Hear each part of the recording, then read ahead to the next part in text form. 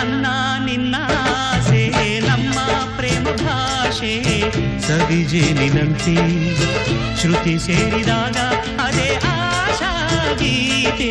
ನನ್ನ ನಿನ್ನ ಆಸೆ ನಮ್ಮ ಪ್ರೇಮ ಭಾಷೆ ಸವಿಜೇನಿನಂತೆ ಶ್ರುತಿ ಸೇರಿದಾಗ ಅದೇ ಆಶಾ ಗೀತೆ.